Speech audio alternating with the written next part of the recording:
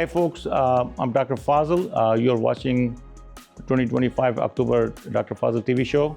The topic for discussion today is how to keep your kidneys safe. I think this is an important topic, although it seems like a very subtle topic, but it is important because if you can stay out of trouble and never have a kidney problem in the first place, then you don't have to fix it, right? So prevention is the key. So I figured it out, like, why don't I educate the patients to protect their kidneys instead of fixing it, which is not very successful all the time, although we hope it gets better, but sometimes, damage is permanent. So here's a few tricks. Well, you have to know what the kidneys do. Kidneys filter blood, right? It makes urine, but they also do a few other things. They do blood pressure control, right? So your blood pressure control is done by the kidneys, not by the heart. So it is a very common misconception that, oh, I need to see a heart specialist for your blood pressure management. Your blood pressure specialist is your kidney specialist. Just remember, this is a misconception. I want to clear off that today because I hear that over and over that, oh, I have to be seen by a cardiologist or heart specialist for my blood pressure management. It should be the kidney specialist. They specialize in blood pressure management. So that's number one. Number three, they clean up the blood, they make urine, take the toxin out of the kidney, control the blood pressure. And they also make blood too, by the way. So they produce a certain chemical or hormone known as erythropoietin, which causes bone marrow to make blood. So if you have anemia due to whatever reason, well, most of the reasons, then the kidneys will release that hormone in the blood and cause your kidneys, your bone marrow to make more blood. So now we have three functions, right?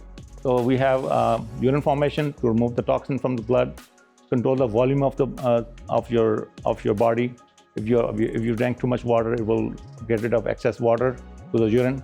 So electrolytes balance, your blood pressure control, your hemoglobin or anemia control, and then also the volume control. So those are the basic, and they also make vitamin D. It's also surprisingly, people are unaware of that vitamin D is activated when whatever vitamin D we take, either it comes from the sunlight or from oral intake.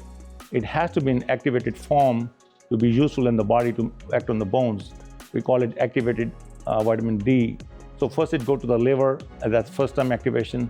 Second time activation is kidneys. So the vitamin D have to be activated twice in two different places for it to be active, and it doesn't matter what source you take. Either you take a pill or you use your skin for sunlight and try to build internal vitamin D, but they have to be changed to active vitamin D to get it working on the bones, or you're gonna have a bone loss, right? So those are the important function of the kidney. So it is obviously a very vital organ. The next question would be, okay, kidneys are important. There are two kidneys in the back most of the time, in the upper mid back. So, well, obviously prevent the physical trauma. Don't get punched at the back. It's gonna hurt your kidneys, all right? Number two, drink enough fluids. If you don't have swelling in the legs, you can drink fluids to keep the kidneys flowing. Kidneys like water. Low protein diet. Don't go on too much heavy protein diet. 1 gram per kilogram per day. That's the formula.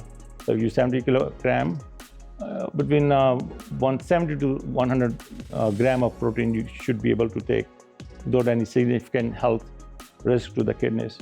So certain kind of medication, ibuprofen, morphine, naproxen, excessive use of that can cause damage to the kidney as well. Iodine, which is used in CAT scan and angiogram, too much exposure to that can also cause damage to the kidney. And there are other things too, like if you have a high risk, other medical conditions like hypertension, high blood pressure, diabetes, high cholesterol, they all go through the kidney, right?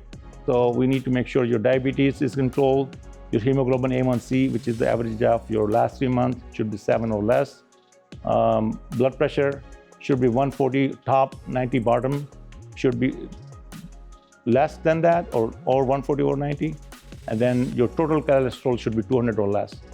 So those are like few things which are systemic, and if they can affect everything, including the kidneys. So folks, do control the risk factors. If you do all that, you can have a healthy kidney for a long period of time, and you don't have to see a kidney specialist. So folks, if you do find out that you have a kidney problem, which could be found through a blood test or urine test or imaging or some imaging modality like your sonogram or CAT scan or MRI, or then if you do have a problem, don't ignore it, get it fixed early. Don't wait till it gets to the next level. You will not have kidney symptoms till kidney function is really low. So don't wait for the symptoms, folks. Early intervention is prevention. That's the key here. So on that note, folks, I will call it a day.